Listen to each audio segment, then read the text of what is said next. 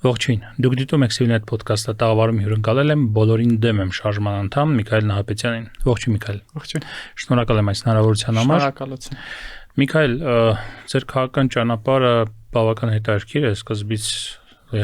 2018 թվականի հեղափոխությունից հետո մի շատ կարճ ժամանակ իշխանության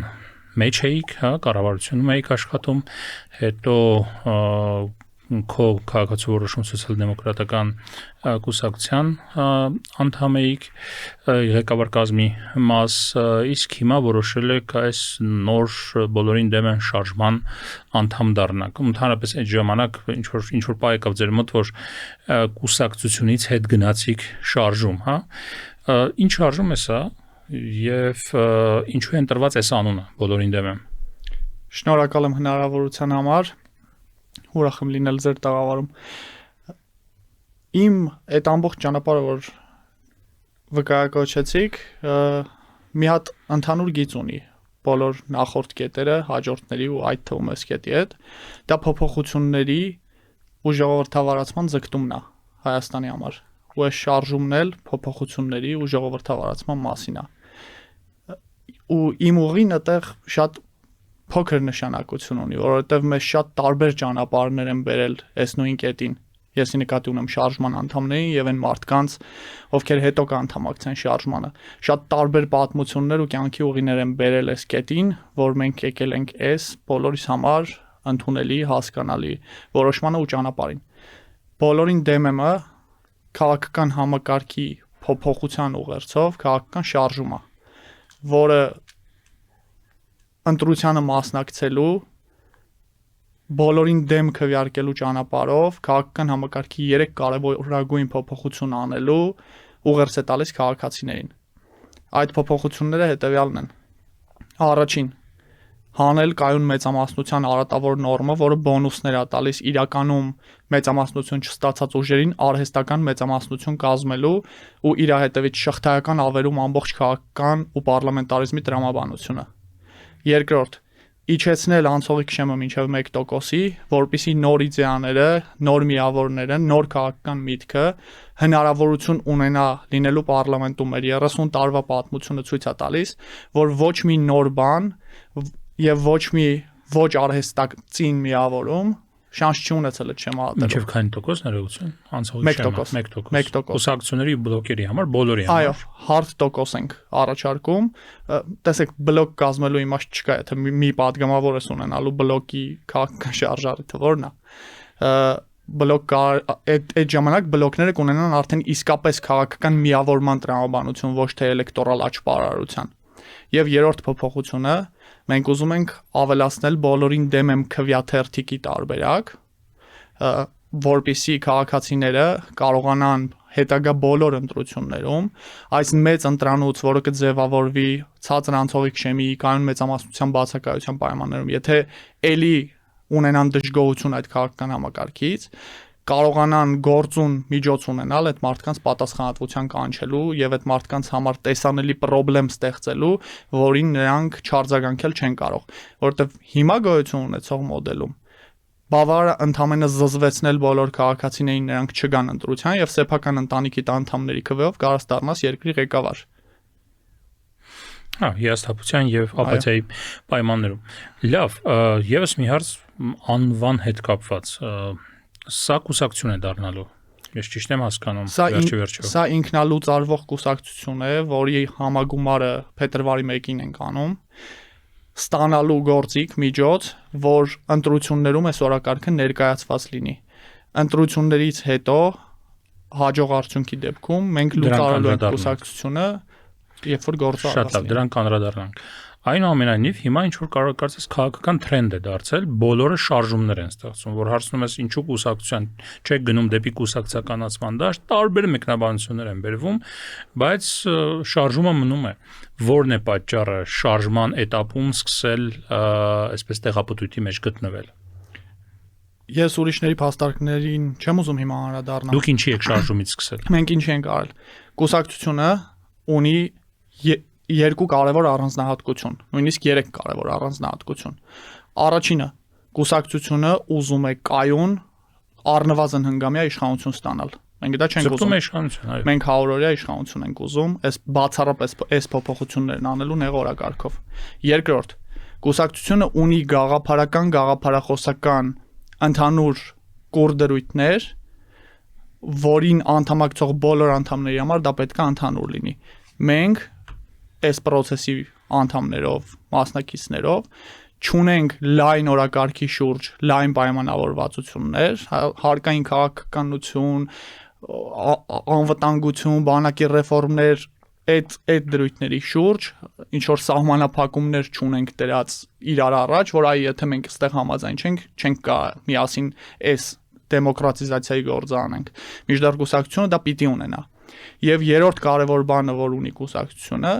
դա իր ինստիտուտներն են, որ որոշում են կայացնում նրանք, ովքեր կան կուսակցական ինստիտուտների մեջ, կուսակցության որոշումները կայացվում են իր ինստիտուտներով։ Մենք սրա փոխարեն որոշում ենք կայացնում շարժման անդամներով, ընդ որում այս process-ի հետ կապված կարծիք, ճանապարհի առաջարկություն, փոփոխություն, գործ անել հնարավոր է չլինելով կուսակցության անդամ, չմտնելով որևէ ինստիտուտների մեջ, եւ նույնիսկ գործելով ապակենտրոն, եթե մեր հրապարակած մանիֆեստի հետ մարդը համաձայն է ու պահպանում է դրանում գրված որոշակի քաղաքական ու էթիկական կանոնները, ապա ինքը ազատ է ամենաարդյունավետ ճանապարհն ընտրի այս շարժման նպատակները հաջողելու։ Կարող է մուլտիկ նկարի, թող մուլտիկ նկարի, պիկետ է ուզում անի, թող պիկետ անի։ Մենք չենք թելադրելու իրան։ Այս երեք բանը, այսինքն լայն ներառականությունը գաղափարական բազմազանության պայմաններում, կայուն երկարատև իշխանության չձգտելը եւ ինստիտուտների մեջ պարփակված քաղաքականություն չանելը մեզ ստանդարտ կուսակցության դաշտից տեղափոխվում է դեպի շարժման դաշտ, որտեղ սա շարժմանը բնորոշ դրսևորումն է։ Մյուսների դեպքում կարող է, չգիտեմ, ամաչում են կուսակցություն լինեն։ Միքայել, բայց ինչ որ առումով միտքը հակաքաղաքական չէ, ինչու եմ հարցնում այսպես։ Տեսեք, դուք ասում եք, մենք չունենք լայն օրակարգ, հարկային քաղաքականություն, պաշտպանության խնդիրներ, ազգային անվտանգություն եւ այլ եւ այլ։ Պատկերացնենք մի բա դուք 100 օրով եկել եք իշխանության, այդ ձեր ասած 3 կարևորագույն փոփոխություններ իրականացնելու։ Ու Աստված մի արածե պատերազմ է սկսելու։ Ինչ եք ասելու, ասել եք սպասեք, մենք մի հատ կլուծարվենք, հետո նոր իշխանություն կձևավորվի, ինչպես է կառավարելու երկիրը։ Տեսեք, նախ մեզնից յուրաքանչյուրը իր ապրած կյանքի ընթացքում ինչ որ քաղաքական գաղափարներ ունեցել է, այսինքն նես չի մարդիկ են ապակաղաքական։ Երկիր եք կառավարելու, ՀԿ չեք կառավարելու։ Այո, իհարկե։ Երկրորդ, այդ 100-օրյա ընթացքում մենք պահպանելու ենք պետական կառավարման իներցիոն բնույթը, ոչ մի կորդինալ փոփոխություններ մենք չենք նախատեսում։ Եթե գոյություն ունեցող փոխնախարարների մեջ կլինեն մարդիկ, ովքեր կարում են այդ ոլորտը կառավարեն ու պատկերացնում են գիծը ու խնդրեմ չունեն մնալ կառավարելու հետ, մեր համար դա ցանկալի տարբերակ է, որ իներցիան պահպանվի այդ 100 օրվա ընթացքում բոլոր մյուս հարցերում։ Այսինքն մենք երկիրը պահելու ենք կայունության շրջանակներում, հրապարակային պայմանավորված օրակարգային փոփոխություններից զատ այլ բաներում կտրուկ փոփոխություններ չենք նախատեսում անենք։ Կգա ընտրված հաջորդ կառավարությունը 5 տարով, թող իր ստացած մանդատին համապատասխան քաղաքական կուրս վարի։ Ինչ վերաբերում է, եթե պատերազմ լինի, ձևակերպմանը մենք ամեն ինչ անելու ենք, որ մեր վրա հարձակում չլինի, ու ես վստահ եմ, որ դա հնարավոր է, հատկապես հաշվի առնելով, որ մենք արտաքին քաղաքական հատվածում օրակարգ չենք ուզում ոչ մի ձև փոխենք, բարելավենք, հզորացնենք, թուլացնենք։ Դուք կոնկրետ անձնապես դուք այս իշխանության, հատկապես արտաքին քաղաքական օրակարգի մասով ուժեղ քննադատներից մեկն եք, պարբերաբար դրա մասին գրում եք ձեր Facebook-ում, ձեր հարցազրույցներում եք խոսում,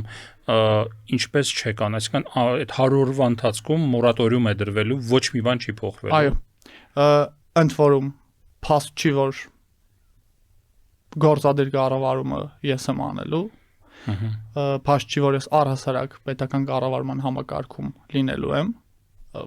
գործադիր իշխանության հատվածում լինելու եմ։ Եվ եթե նույնիսկ դա այդպես լինի, իմ մեծ նպատակները, իղձերն ու տեսլականները 100 օր կսպասեն։ Ձեր վարչապետի տեխնացուն ով է։ Այդ հարցը պատասխանելուց հետո այդ հարցին պատասխանեմ։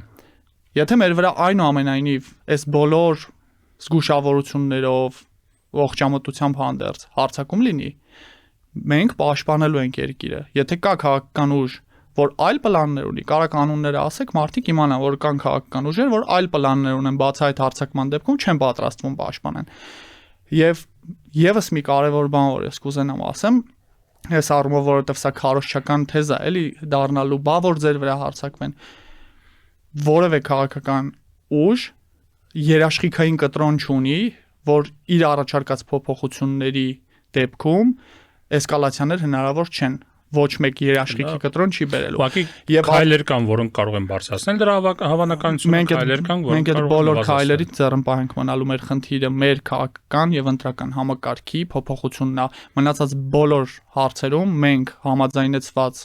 եւ գործի դնելիք օրակարգ չունենք։ Այդ 100 օրվա ընթացքում եթե հասունացավ Ադրբեջանի հետ խաղաղության պայմանագրի ստորագրման պահ, ստորագրելու եք։ Փոքրամասնության կառավարությունը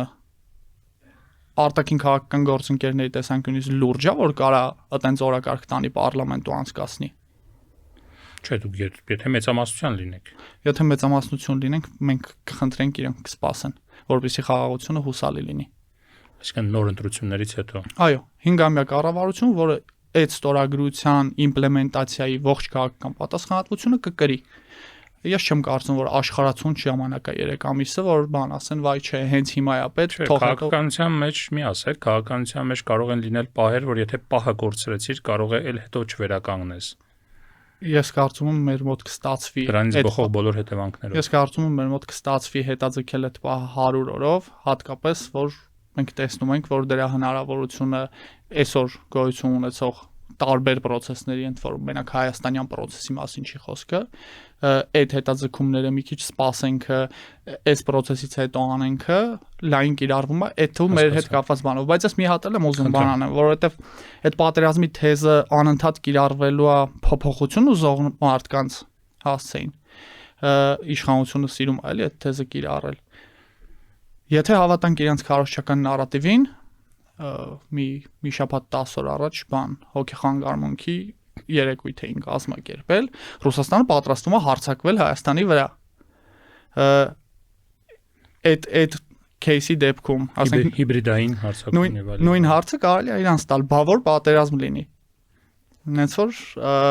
ես կարծում եմ դա ավելի շատ քարոզչական հարց է, քան իրականության հետ կապ ունեցող։ Ձեր վարչապետ տեխնացունով է լինելու։ Մենք վարչապետի տեխնացու կունենանք այն ժամանակ, երբ որ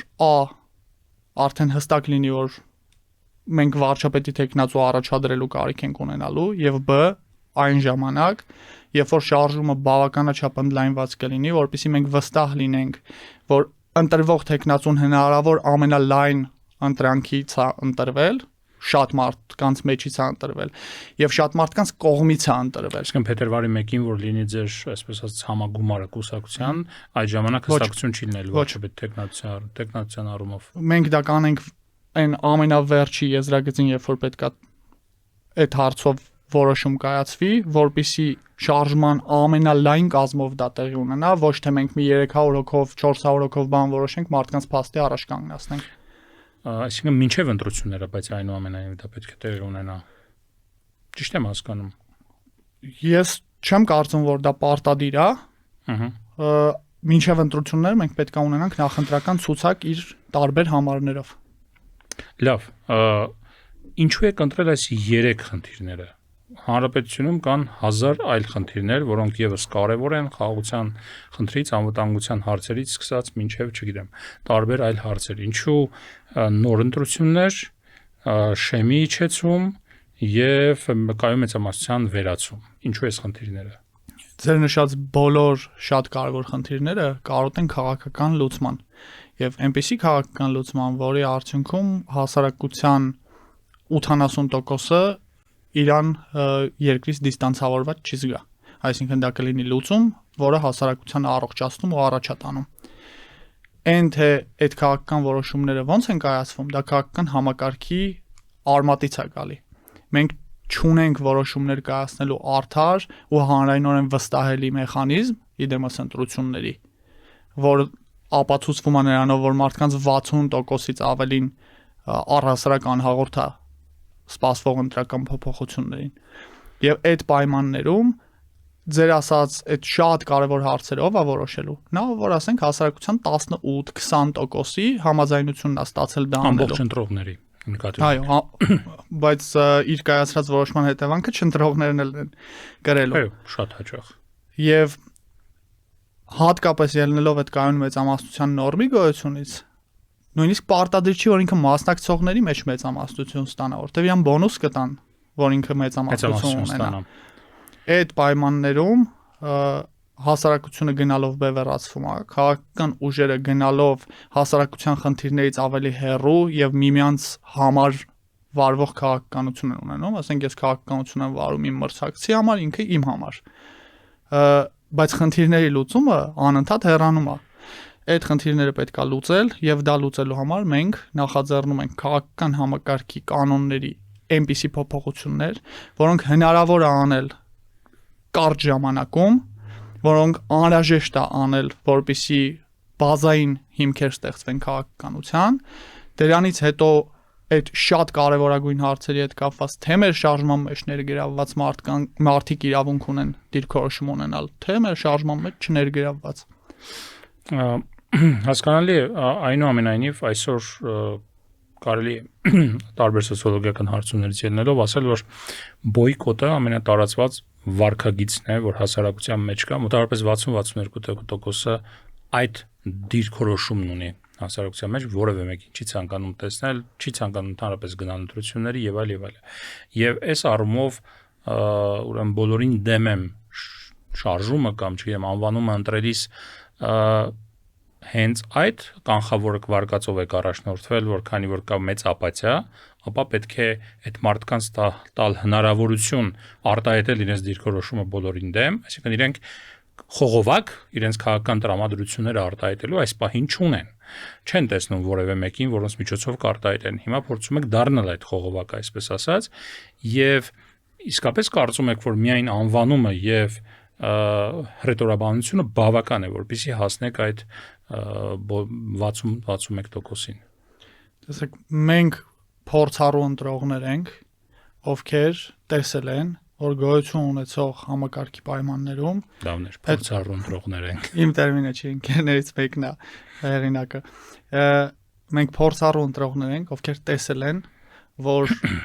գոյություն ունեցող խաղի կանոններով փոփոխություններ եւ հասարակական մտքի արտահայտում ու կիրառում տեղի չի ունենում։ Դա բերել է 60%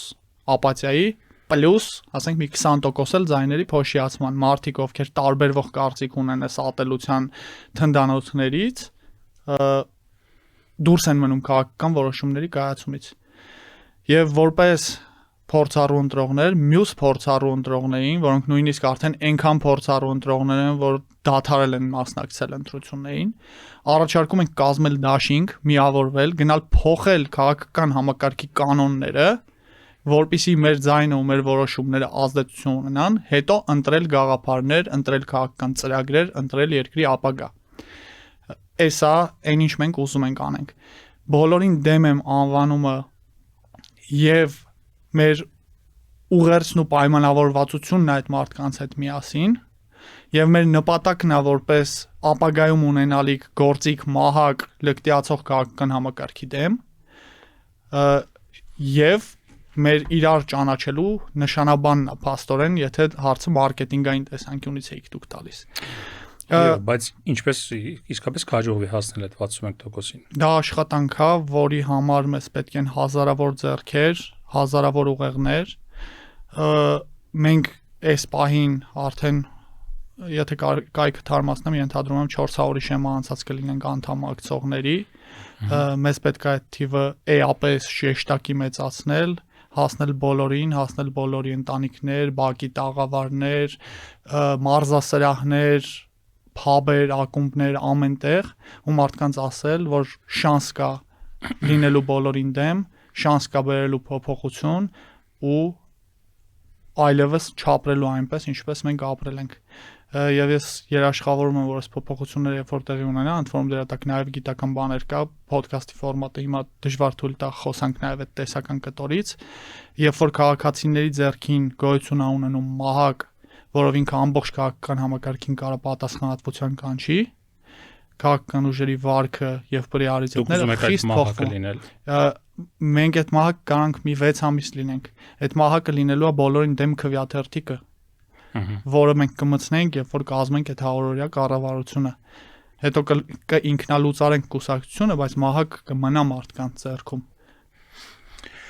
Հասկանալի է, բայց այնուամենայնիվ տեսեք, պարբերաբար Հայաստանում ստեղծվում են տարբեր շարժումներ եւ կուսակցություններ, չգիտեմ, Ուժեղ Հայաստան, Հզոր Հայաստան, Հզոր Հայրենիք, Բարգավաճ Հայաստան, այսինքն բոլորի մեսիջը այն է, որ ուզում ենք, որ Հայաստան լինի ուժեղ, հզոր, բարգավաճ եւ այլ, այլ ինչը որ հիմա պակասում է, հա։ Հիմա նաեւ պակասում է այդ բոլորին դեմը, որտեղ երաշխիքը որ դուք կհաջողեք, մյուսները չեն հաջողել։ Քաղաքականության մեջ երաշխիքները երբեք չեն բաժանում։ Ես որպես քաղաքացի իմ պարտքն եմ համարում թեկուզ իմ կաշվի հաշվին, ամեն անգամ երբ որ տեսնում եմ, որ փոփոխության հնարավորություն կա, իմ մարմինը դնում այդ փոփոխության դռների արանքում, որ այդ փոփոխության դուռը չփակվի։ Երաշխիքներ չկա, սա պայքար է, որը պիտի ավարտվի հաղթանակով։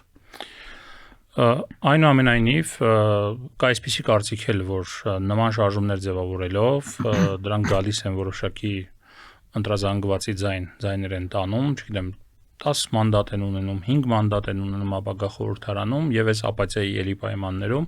դա բերում է ձայների, ընդդիմության ձայների փոշիացման եւ աշխատում է իշխանության օգտին։ Ինչ կասեք այդ քննադատությանը։ 3 հատ հաստարկ բերեմ, այդ հարցը ոնց որ սիրում են ընդդիմությունը կամ ընդդիմության ընտրողները տան։ Դրա համար իրանց կտորով են պատասխանում։ Առաջին հանրաճանաչ փաստա չէ, որ 21 թվականին Նիկոլ Փաշինյանը ունեցել է տասնյակ հազարավոր ընտրողներ, որոնք իրեն քվեարկել են որպես չարյաց փոքրագույն։ Ընդդեմ ընդդիմության, այո։ Դա բոլորին դեմ է մի էլեկտորատն է, այդ մարդիկ Նիկոլ Փաշինյանի մոլի հավատավորները չեն։ Այստեղ Ժիրինովսկու նման խոսեցիք, это мои избиратели։ Հաստատելով։ Այդ մեկ։ Երկրորդ։ Կան ընտրողներ, ովքեր ձայն են տալիս փոքր ուժերին, որոնք չեն հատում անցողիկ շեմը, եւ լինելով գաղափարական կուր պարիսպներով չպարփակված միավոր բոլորին դեմ եմ, եւ չունենալով ինչ որ ընդգծված լիդեր ում անձն ես ընտրում, ինքը լավ մագնիս է, լավ շանս է, որ նաեւ այդ մարդկանցով միավորվենք ու թույլ չտանք, որ 21 թվականի նման 20%-ից ավել ձայն փոշյան է, իսկ դրանք ձայներ էին, որոնք չէին ուզում ընտրել երկու ծայրահեղությունների միջև, իրանց խղճի հանգստության համար ընտրություն են կատարել։ Ես այդ մարդկանց կոչ եմ անում, այս անգամ միավորվել, քվեարկել ստրատեգիական ճանապարհով, բոլորով քվեարկենք այս փոփոխությունների համար, հետո այս փոփոխությունների արդյունքում բոլորով կկայանանք քվեարկենք նրա համար, ինչին 21-ին էին քվեարկում, բայց չէր ստացվում։ Այդ մարդկանց փոքր ուժերի ընտրողներին եմ նաև այս կոչը անում։ Այս երկու, իսկ ձայների փոշիացումը եւս ընդդիմության ամենասիրելի բանը չի կարալնի։ Եվ երրորդ բանը, մասնակցության բարձրացման հետ վարչական ռեսուրսի բերած տեսակարգաշիռը տոկոսը նվազելու է։ Ընդդիմությունը չունի վարչական ռեսուրս։ Ընդդիմությունը նաև չի կարա չմասնակցողներին բերի ընտրությունների, համոզի, որ այդ մարդիկ պետք է քայլանեն։ Բոլորին դեմ եմ այն տարբերակն է, որը կարա դա անի։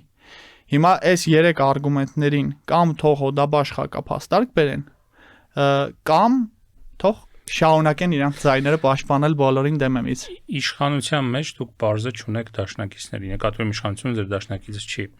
Ընդդիմության մեջ ունեք դաշնակից, տեսնում եք դաշնակիցները այսօրվա ընդդիմության, որովհետև ձեր քաղաքական այս բրենդինգը, դիրքավորումը, մարքեթինգային քայլը, չգիտեմ, ուղղված է նաև ընդդիմության դեմ։ Ի վերջո սա քաղաքական համակարգի դեմ քայլ է։ Մեր քաղաքական մարքեթինգը մեր դեմ է ուղղված։ Մենք մեզ էլ ենք դեմ, եթե մենք մեզ դեմ չլինեինք, կգայինք, կասեինք, տվեք մենք 5 տարի կառավարենք, բայց մենք ասում ենք խաղի կանոնների մեջ խնդրեմ կա։ Եկեք դա փոխենք։ Իմ հանդիմության մեջ, եթե կան մարդիկ, ովքեր դիտարկում են այդ տարբերակը, որ մենք այս փոփոխությունը միասին անենք, եւ նոր արդար կանոններով, առանց վարչական ռեսուրսի, առանց այդ հաջողության դափնիները վարչական ռեսուրսի վերածելու գնանք ընտրություններ, կազմակերպենք, ով ուզում է մասնակցի, մրցակցի, եթե այս օրակարգի հետ հաշտ մարդիկ կան, ապա մենք կարանք այս գործը անենք միասին, բայց այս գործը միասին անել չի ստացվելու այն տարբերակով, որ դե հա մի քիչ մենք մեր օրակարգով են 5 տարվա մասնակցենք այս ընտրություններին, մի քիչ բոլորին դեմ լնենք, կամ այս իրավիճակը, կամ մենք միասին դա անում ենք, որպես բոլորին դեմ մեծ շարժում, սա հորս տնից չեմ բերել, կամ այդ մարդիկ կարան ընտրեն գնան որևէ արդյունք փորձեն գրանցեն այդ ընտրություններում, բայց դotեղ արդեն դաշնակիցներ չենք լինում։ Սովորաբար նեգատիվ կյանքը ցույց է տվել, նեգատիվ օրակարգը, հակաօրակարգը շատ հաճախ չի աշխատում, որքան էլ ինքը էմոցիոնալ առումով բավական այսպես գրավիչ լինի։ Ինչու պոզիտիվ օրակարգ չունեք, նեգատիվ է, դեմ։ Այս օրակարգից ավելի պոզիտիվ բան ես քիչ եմ տեսել քաղաքական դաշտում, որովհետև մենք խոսում ենք այս օրակարգի ներքո, մենք խոսում ենք նոր քաղաքական մտքի համար տեղ ստեղծելու, ընդ որում ոչ դա ասելով մենք ինքներս մեզի նկատի չունենք, մեզնից դուրս տարբեր քաղաքական միավորներ կան, որոնք թարմ քաղաքական միտք ունեն, բայց չեն կարողանում այս գոյություն ունեցող քաղաքական համակարգի պայմաններում տեղ հասցնել այդ միտքը։ Մենք խոսում ենք նրա մասին, որ յուրաքանչյուր քաղաքական ուժ պետքա ստանա ուղիղ այնքան իշխանություն, ինչքանից այն է ստացել, ոչ թե բոնուսներ, ինչ որ հանումներ, գումարումներ։ Հասկացա, բայց ամեն դեպքում բանը այն թեզը, որ կան քաղաքական ուժեր, որոնք լավ թարմ քաղաքական միտք ունեն, տեղ չեն կարող հասցնել, մի փոքր չգիտեմ, ինքնախապելություն չի, որովհետև եթե իսկապես մարդը քաղաքական գործիչ է, եթե իսկապես քաղաքական կենթանի եւ իր կյանքը պատկերացնում է այնտեղ ու իր կյանքը այդ ձեր ասացի նման դնում է զոհասեղանին քաղաքական, ինքը ձև կգտնի տեղ հասցնելու իր միտքը։ Հա, բայց ձևի հետ է, էլի բոլորին դեմ եմ։ Չէ, ինքը նկատում է անգամ այս համակարգում կարողանա գտնել։ Եթե Սերժ Սարգսյանի կառավարած համակարգում Նիկոլ Փաշինյանը, այդ թվում դուք այն ժամանակ կարողացաք ձև գտնել մարդկանց տեղ հասցնելու ձեր միտքը, հիմա հաստատ կգտնվի։ Տեսեք, այդ թվում եսի կտորը դա հեղափոխություն է, որը ոնց որ բոլորը չի որ անգամ այն մարդիկ ովքեր աջակցել են, բոլորը չի որ ուրախ են, որ մի հատ է հեղափոխություն լինի։ Հա, դուք ասում եք ընտրական էվոլյուցիոն ճանապարհ։ Մենք մի հատ հումոր ունենք, ասում ենք, բան, այն ինչ մենք հիմա անում ենք անգյալների հեղափոխություն է, այսինքն հեղափոխություն առանց փողոցներ փակելու, ցնցումների ու եսի ինչերի։ Այսինքն այդ կտորը եկեք հանենք խոսակցությունից, որովհետև դա հեղափոխություն է, որը 5 տարին մեկ պետք չի կազմակերպել։ Մնացած кейսերով այդ թվում Նիկոլ Փաշինյանի գդած ձևի հետ է բայս մարդկանց խնդրեմը, էլի որ բոլորին դեմ են, բայց 60% խիա բոլորին դեմ, որովհետև այդ 60% մարդիկ, որոնք ապաթիայի մեջ են, տեսել են, որ քաղաքական այդ 5%-ի շեմը հատելու համար կամ պետքա բան անես, մի հատ գնաս միտեղ նախարար աշխատես, հետո քեզ գործից հանելուց 10 րոպե շուտ ստատուս գրես, որ դատապարտում եմ այս բան, ավազակապետական ռեժիմը,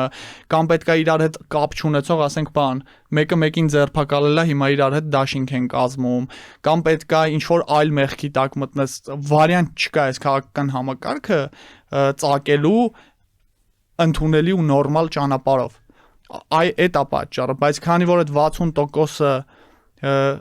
քվեարկելու միջոցով չի կարող այս մարդկանց այս ուղերձը տա, որտեվ բոլորին դեմ եմ տարբերակ գոյություն չունի։ Դրա համար այդ մարդկանց համար նորմալ է, օքեյ, ակումբում թող մնան նրանք, ովքեր հաշտ են այս բաների հետ, հասկացա,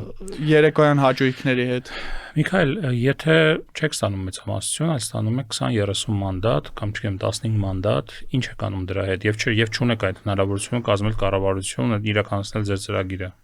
Մենք բանակցում ենք այն խմբակցությունների հետ, ովքեր մեր հետ միասին մեր տեխնացուին քվեարկելու միջոցով կանան կառավարություն ձևավորում ենք կառավարությունը, անում ռեֆորմներ, կառավարությունը իր կազմակերպած ընտրություններին չի մասնակցում, այդ մարդիկ գնում են մասնակցում են այդ ընտրություններին արդար պայմաններով, պլյուս ռեպուտացիոն բարելավումներով, որ իրանք փոփոխության Իսկ եթե դա չի լինում, չի ստացվում։ Ես քիչ տարբերակներ գիտեմ, որ 30 մանդատ ունենալու դեպքում դա չի ստացվի, տարբերակը այնա, որ ինչ որ մեկը 52%-ից ավել հավաքի։ Եթե ոչ մեկ չունի մեծամասնություն եւ մենք ունենք 30 մանդատ, ես քիչ հավանական եմ համարում, որ դա չի ստացվի։ Ունեք 30, ունեք 15։ Ամեն դեպքում որևէ այնպիսի ելքի պարագայում, որ մենք չենք կարող անել մեր խոստացած փոփոխությունները, մեր պայմանավորվածությունը իրար մեջ ու դա կայքում գրված է, այնա, որ մենք այդ պարլամենտում չենք մնալու։ Երկու բան։ Կարող է մարդիկ լինել, որ ցանկանան մնալ, մանդատը թանկ բան է։ Նկատի ունեմ արժեքի տեսանկյունից, երբ որ կոնվերտացնում ենք, մոտավորապես 1 միլիոն դրամ աշխատավարձ է։ Երկրորդը, որ դուք անգամ եթե վայր եք դնում մանդատները, ոչինչ չի փոխվում, ուղղակի ընդդիմության տեղերն են քիչ լինում խորհրդարանում եւ իշխանությունը շարունակում է վայելել իրավիճակը։ Երկուսին էլ արձագանք եմ, բոլոր այն մարդիկ, ովքեր մեր ցուցակով կգնան падգամավորության, ստորագրելու են ինքնասահմանափակող փաստաթուղթ, քաղաքական պարտավորագիր հրապարակային, թե ինչ քաղաքական կուրս են պատրաստվում իրականացնել։ Եթե այդ մարդիկ կորոշեն իրենց падգամավորական ու քաղաքական կյանքը, ասենք նույնիսկ Հիսուս Քրիստոսի շուրջ կար բան մարդ, որ չէր նախատեսում նախանշված ուղով գնա։ Եթե կլինեն մարդիկ, ովքեր կուզենան այդ ծանր մեղքի մեջ սկսեն իրենց քաղաքական ու պաշտոնական կյանքը, ապա ես կարծում եմ, որ օրինակ 20 մանդատ ունեցող քաղաքական ուժը դա 200,000-ից ավել մարդու քվե պետք է ունենա։ Ես կարծում եմ այդ մարդը այդ 200,000 մարդու հետ ինչ որ տարբեր տհաճ իրավիճակներում առերեսվելու հնարավորություն կունենա, բայց քանի որ մենք նախ ջեբներս դրած պաշտոններ չունենք ու սա պայքարա փշոտ ճանապարհ է, ես չեմ կարծում, որ այս process-ը հետաքրքիր է նման մարդկանց, այնց որ ես կարծում եմ, որ մենք բարեխիղճ ու պատշաճ մարդիկ կունենանք։ Վայր դրեցիք եւ տեղերը թափուր մնացին։ Դուք հարցին այդ կողմից եք նայում, ես նայում եմ հետոյի կողմից։ Դա քաղաքական ճգնաժամ է, որը ինչ որ ձև հանգուցալուծում պետք է ստանա, բայց մենք մարդկանց ոչ մի պարագայում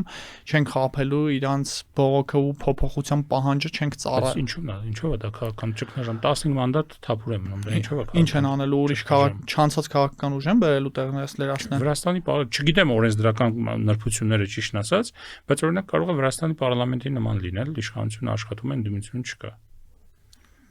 Պրոբլեմ է, էլի։ Բայց էդ էլ մի կողմ թողնենք։ Ես ուրիշ բանի մասին եմ այդտեղ ուզում խոսել։ Դա այդ տարբերակը հնարավոր է, եթե գործող քաղաքական ուժի ընդհանրենք, որովհետև եթե ընդդիմության ձայների հանրագումարը 52%-ից ավել եղավ, քիչ հավանական է, որ այս փոփոխությունը չստացվի անել։ Հա, եթե իշխանությունը մեծամասնություն չի։ Հա, եթե իշխանությունը մեծամասնություն է կազմում, դա նշանակում է ինքը գնում է 10+ տարվա իշխանության։ Այսինքն եթե ընտրվեց, մինչև 13 տարվա կառավարում։ Այդ պարագայում այդ խնդիրը ստեղծելը ու քաղաքական իրավիճակում քաղաքական խոսույթում ունենալ 200,000-ից ավել հստակ փոփոխությունների պահանջ ունեցող մարդիկ մի կողմից, այդ փոփոխությունների process-ով անցած մարդիկ մյուս կողմից, ես կարծում եմ շատ կարճ ժամանակ հետո հանգեցնելու է նրան, որ այդ փոփոխությունները տեղի ունենան։ Մյուսը, սա վերջին տարբերակն է, ձեզ հետ փորձում ենք դիտարկել բոլոր տարբերակները։ Իշխանություն ունի մեծամասնություն, ընտրությունների արդյունքում դուք ունեք, չգիտեմ, 20 մանդատ, մեր ձևով կամ շատ հիպոթետիկ է, այլ ընդդիմադիր ուժ ունի 30 մանդատ կամ չգիտեմ ավել, միասին դուք կլինեք մեծամասնություն, բայց ձեր այնքան մեծ չի, որպեսզի ձեր օրակարգը թելադրեք ընդդիմադիր մյուս մեծամասնական բլոկին։ Եվ իրենք ասում են, գիտեք ինչ,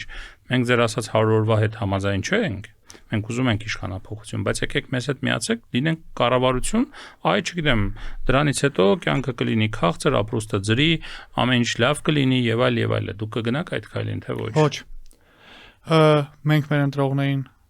խոստացել ենք կոնկրետ քաղաքական փոփոխություններ, կարճ ժամանակում, նոր կանոններով արտահերտ ընտրություն, որի մասնակիցները չեն տիրապետում վարչական ռեսուրսի։ Մենք դրանից դուրս որևէ բան անելու մանդատ մարդկանցից չենք խնդրել։ Ի տարբերություն օրինակ մյուս ընդդիմադիրների, ովքեր իրանց ընտրողներին խոշոր հաշվով թագն ու զարդը իրանց առաջարկի, իշխանափոխությունն է, որ ախպեր մենք կազատենք ձեզ Նիկոլ Փաշինյանի իշխանությունից։ Այն պարագայում, երբ որ իրանք են քվեարկում մեր կողմից առաջարկվող օրակարգին, իրանց նախանշած ամենակարևոր փոփոխությունը, որը իրանք իրանց ընտրողներին խոստացել են, տեղի է ունենում։ Երբ որ մենք ենք քվեարկում իրանց մեր ընտրողների համար նախանշված որևէ փոփոխություն կամ կարևոր փոփոխություն տեղի չի ունենում։ Բայց այդ դեպքում շատ կա վտանգ կամ չգիտեմ հնարավորություն, որ իշխանությունը կվերարտադրվի ուղղակի։ Տեսեք, փոքր ընդդիմություն, ավելի մեծ իշխանական բլոկ։ Ամենամեծ ընդդիմադիր խմբակցությունը Եվ դուք կնպաստեք դրան։ Ընդդիմադիր խմբակցությունը ամենամեծ ընդդիմադիր խմբակցությունը գնալու է երկրորդ փուլ բոնուսների համար պայքարի։ Երկընտրանքը հստակ է։ Անել նաղդ իշխանափոխություն 100 օր հետո փառքով պատվով գնալ նորից ընտրություններում փորձել ուժերը։ Մերժել այդ տարբերակը, գնալ երկրորդ փուլի զարգացելու, որի պարտության ամբողջ պատասխանատվությունը կրում է այդ որոշումը կայացնողը, որովհետև կար նաղդ իշխանափոխության տարբերակ։ Դրա պատասխանատուն մենք չենք, որովհետև այդ որոշման առաջ մենք չենք կանգնած։ Հասկացա։ Շնորհակալ եմ զրույցի համար։ Ես եմ շնորհակալ։ Civilnet podcast-ի տաղավարում ես զրուցեցի Միքայել Նահապետյանի հետ։ Առողջ եղեք, կհանդիպենք։